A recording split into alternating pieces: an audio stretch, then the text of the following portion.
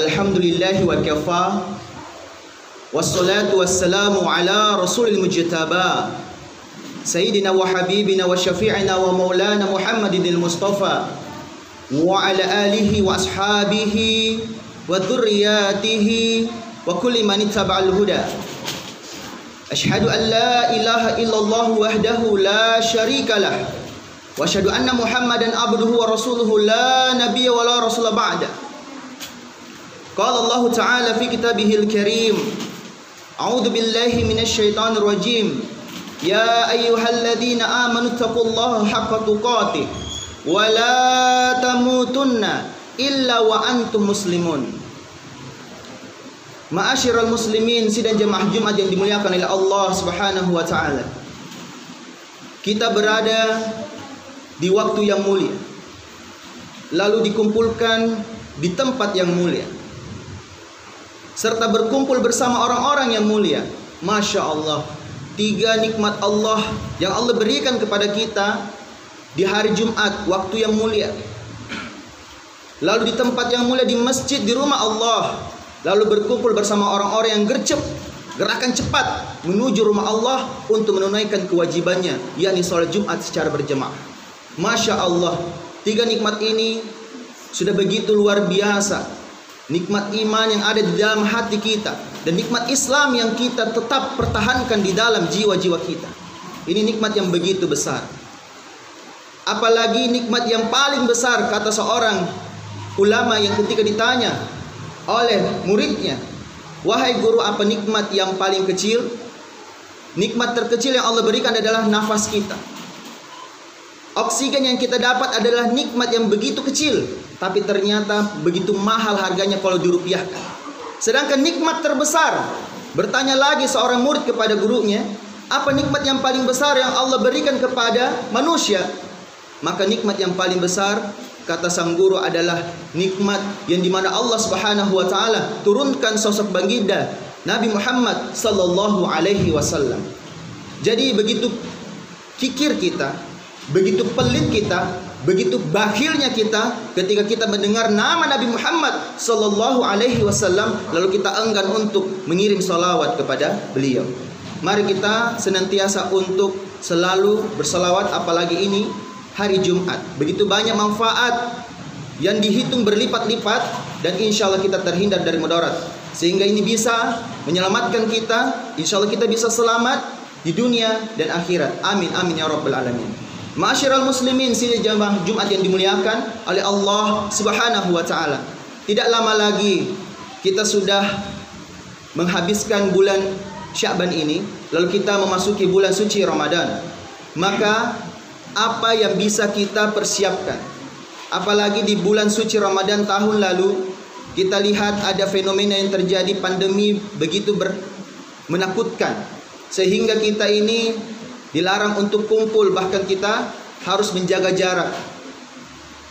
Dan apa yang terjadi jamaah sekalian, hari ini kita sudah mulai makin kebal. Walau virus itu bermutasi, justru manusia lebih hebat lagi, lebih bermutasi lagi, imun di dalam diri, iman di dalam diri, sehingga kita ini tetap merasa aman karena ada Allah Subhanahu wa taala yang memberikan kita kesehatan. Kita tidak pernah takut yang namanya mati, karena yang kita takutkan apa yang kita sudah persiapkan sebelum mati. Ma'asyiral muslimin rahimakumullah. Maka persiapan memasuki bulan suci Ramadan ini, kita harus siapkan bekalnya, sehingga kita bisa maksimal mendapatkan pahala demi pahala yang begitu luar biasa, ya, berlipat-lipat ganda. Huruf demi huruf di dalam Quran itu dilipat gandakan. Satu huruf saja, satu pahala dikali 10, lalu dikali lagi 10. Subhanallah, Masya Allah. Begitu banyaknya pahala yang Allah berikan, siapkan reward demi reward untuk kita semua yang bersemangat memasuki bulan suci Ramadan kali ini. Ma'asyiral muslimin rahimakumullah, apa bekalnya? Ada 3 jamaah. Ada 3 bekal yang kita harus persiapkan. Yang pertama adalah persiapan fisikal. Kalau dulu kita terjadi yang namanya social distancing, physical distancing, maka kita tetap harus mempersiapkan fisikal kita. Mempersiapkan fisik ini amat-amat penting. Kita tahu bahwa Ramadan itu momentumnya begitu banyak kemenangan demi kemenangan. Kita tahu sejarah demi sejarah yang tercatat di dalam lembaran yang begitu luar biasa, kemenangan demi kemenangan Islam. Sebagaimana ada begitu banyak catatan yang kami sudah baca yang begitu luar biasa. Pertama, peristiwa kemerdekaan Republik Indonesia itu jatuh di bulan suci Ramadan. Fisik orang-orang yang memperjuangkan kemerdekaan ini tentu tidak biasa. Sedangkan orang-orang yang kafir, orang-orang Belanda itu tidak berpuasa di bulan suci. Sedangkan kita saat itu berpuasa namun tetap bisa menang. Subhanallah. Yang kedua, kita lihat perang Badar. Itu juga dimenangkan pada tanggal 17 Ramadan. Masya Allah. Di tahun 2 Hijriah. Padahal kaum muslimin saat itu sedang berpuasa. Tidak ada alasan bagi kita bahwa saya ini sedang berpuasa malas-malesan. Ini yang kedua. Sejarah juga mencatat kemenangan atas Bizantium. Anda tahu bagaimana di tanggal 17 Ramadan 218 Hijriah, bertepatan di tanggal 12 Agustus 838 Masehi, umat Islam menetapkan kemenangan atas Bizantium dalam perang Amoria di bawah kepemimpinan Khalifah Al-Muta'sim Billah, salah seorang khalifah dari Khilafah Abbasiyah. Dan di sini kita tahu begitu banyak kemenangan demi kemenangan. Ini baru 3 contoh, belum lagi pembebasan Andalusia. Anda tahu bagaimana Spanyol dulu itu pernah ditaklukkan Andalusia. Lalu kita pernah dengar juga bagaimana tentara Mongol di bawah Genghis Khan itu akhirnya apa? Dikalahkan oleh kaum muslimin. Lalu yang keenam, sejarah mencatat Khalid bin Walid meruntuhkan berhala Al-Uzza. Lalu kita tahu bagaimana kemenangan Salahuddin Al-Ayyubi begitu luar biasa menaklukkan kaum salib, dan itu bertepatan semua di bulan suci Ramadan. Maka apa yang menjadi motivasi kaum muslimin saat itu? Yang harusnya ini juga menjadi motivasi kita, menjadi motif besar kenapa kita harus mempersiapkan fisik. Karena Rasulullah Shallallahu Alaihi Wasallam bersabda dari Abu Hurairah radhiyallahu anhu, beliau berkata, Rasulullah Shallallahu Alaihi Wasallam bersabda, al-mu'minu qawiyyu khairun. Orang yang mukmin yang kuat, ya, itu jauh lebih baik. Lalu apalagi wa ahabbu ilallah, dan lebih dicintai oleh Allah Subhanahu wa taala. Jadi al-mu'minu qawiyyu khairun wa ahabbu ilallah. Jadi Allah Subhanahu wa taala lebih mencintai mukmin yang kuat daripada mukmin yang lemah. Namun pada keduanya kata Rasulullah ada kebaikan.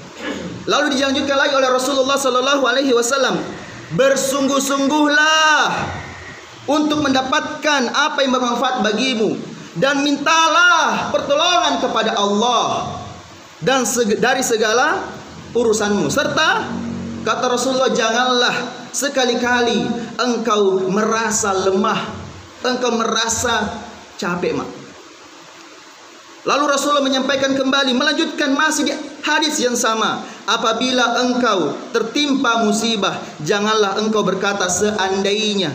Kata seandainya aku berbuat demikian, tentu aku tidak akan begini dan begitu. Tapi kata Rasulullah, katakanlah ini telah ditakdirkan oleh Allah, qadarullah, dan Allah berbuat apa saja yang Dia kehendaki. Karena ucapan seandainya itu akan membuka pintu-pintu syaitan. Hadis ini hadis yang sahih, diriwayatkan oleh Imam Muslim dalam nomor 2664. Jadi dari sini kita bisa melihat banyak sekali kaum rebahan, ya, ketika kita memasuki bulan, ya, demi bulan yang dimana kita mendapati pandemi, kita lebih banyak rebahan saat ini. Lalu update status di WA, di Facebook, lalu mengatakan akan indah pada waktunya. Hei, tidurmu terlalu miring. Islam itu bergerak. Kita ini kaum muslimin itu bergerak. Kenapa penyakit itu berdatangan? Bukan karena kita ini, ya, terlalu banyak gerak, tapi kekurangan gerak. Banyak orang yang meninggal bukan karena kelaparan. Fakta membuktikan dari sebuah penelitian bahwa banyak yang meninggal dunia bukan karena kelaparan, tetapi karena kelebihan makan. Akhirnya ketika kelebihan makan kita malas bergerak, bawaannya adalah rebahan. Naudzubillah. Ma'asyiral muslimin rahimakumullah. Itulah kenapa fisik ini perlu dipersiapkan. Itulah kenapa puasa ini dibatasi makan kita yang biasanya 3 kali sehari menjadi tinggal 2 kali saja. Supaya apa? Kita betul-betul merasakan bagaimana fisik ini betul-betul, supaya kita tidak malas-malasan. Ini persiapan yang pertama. Persiapan yang kedua adalah siapkan budgetnya, siapkan finansialnya.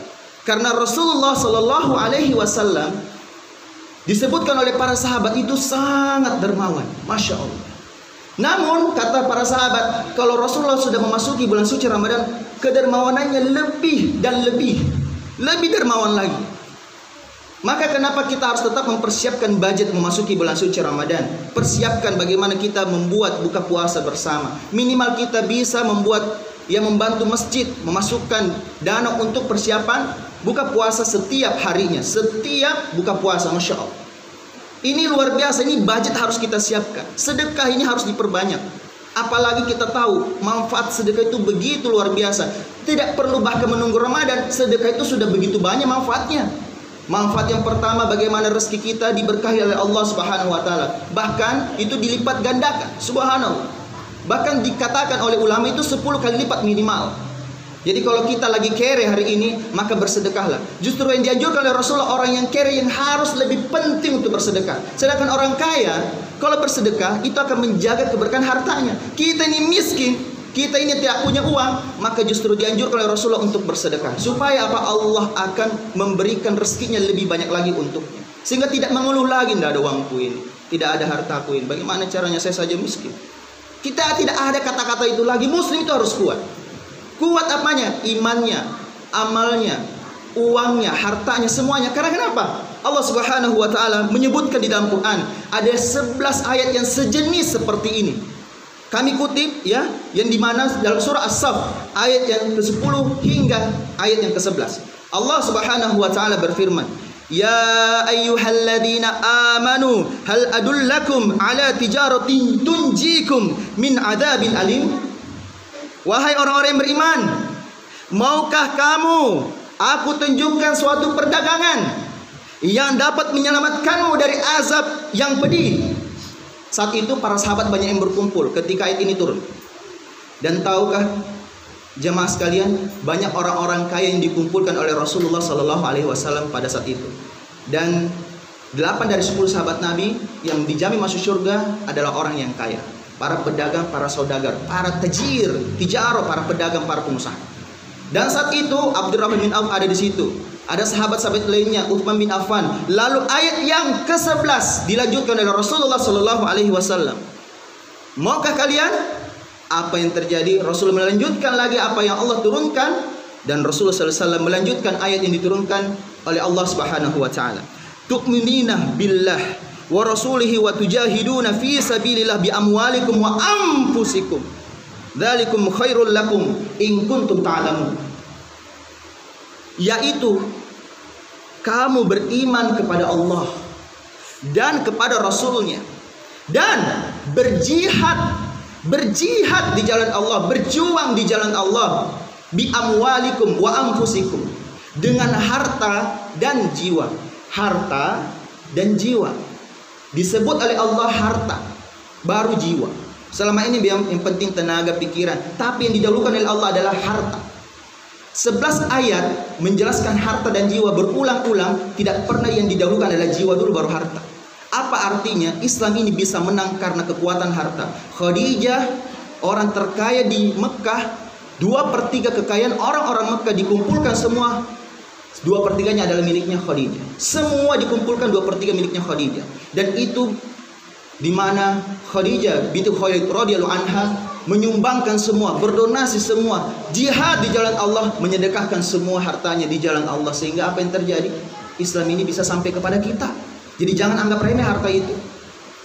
Jangan anggap remeh harta itu. Maka ini akan membuat banyak manfaat untuk kita. Kenapa orang-orang di dalam kubur itu berteriak-teriak? Di dalam kubur orang-orang beriman dan bertakwa itu berteriak-teriak. Orang-orang Islam di dalam kubur itu berteriak-teriak, ingin kembali hidup, ingin kembali bangkit dari kuburnya. Cuma satu yang ingin dia lakukan, yakni apa? Memperbanyak sedekah. Jangan sampai kita ini menyesal ketika sudah berada di akhirat kelak, sudah berada di dalam kubur dan ingin bangkit lagi hanya untuk bersedekah. Jangan pelit, jangan bakhil. Ini amat-amat penting. Lalu persiapan yang terakhir jamaah sekalian, masyiral muslimin rahimakumullah. persiapan yang terakhir, ini persiapan yang jauh lebih penting dari semua persiapan, yakni mempersiapkan hati. Mempersiapkan hati. Rasulullah Shallallahu Alaihi Wasallam selalu memulai ya dengan niat. Innamal a'malu binniyat wa innamal likulli imri'in ma nawa. Jadi setiap perbuatan itu tergantung daripada niat. Kita harus meluruskan niat kita lillahi ta'ala, ikhlas melakukannya karena Allah. Latih terus supaya apa? Jangan sampai godaan syaitan datang. Jangan mau bersedekah atau nanti ngeliat orang. Itu sama dengan sum'ah, takut ketika kita dilihat orang. Ya, kita takut dicibir orang. Banyaknya sedekahnya itu. Justru harus berlomba-lomba fastabiqul khairat. Hati harus tetap apa? Tetap lurus niatnya karena Allah, bukan karena dilihat oleh manusia. Jangan karena kata-kata ria sehingga kita akhirnya takut. Justru itu juga termasuk ria ketika kita akhirnya berhenti bersedekah gara-gara takut dilihat oleh orang. Justru tetaplah bersedekah, dilihat apapun dilihat, tetaplah ikhlas lillahi ta'ala. Semoga kita bisa mendapatkan bulan suci Ramadan ini. Walaupun kita misal qadarullah tidak ada yang tahu. Banyak sekali keluarga kita yang akhirnya meninggal dunia sebelum memasuki bulan suci Ramadan. Kita tidak pernah tahu nih besok lusa kita meninggal dunia. Maka niatkan memang dari sekarang, luruskan memang hati kita dari sekarang, karena semua yang kita sudah niatkan itu sudah dicatat satu pahala oleh Allah Subhanahu wa taala. Jadi luar biasa Islam ini. Kita tetap dicatat sebagai apa? Orang yang telah berbuat kebaikan walau belum sampai. Karena sudah diniatkan dulu. Semoga ini bisa bermanfaat bagi kita semua. Sebagai kesimpulan, persiapan demi persiapan harus kita siapkan. Yang pertama adalah persiapan fisik. Yang kedua adalah persiapan budget finansial. Lalu yang ketiga adalah persiapan hati. Barakallahu lakum fil Qur'anil Karim wa nafa'ani wa iyyakum fihi minal ayati wa dzikril hakim wa taqabbal minna wa minkum tilawatahu innahu wal ghafurur rahim.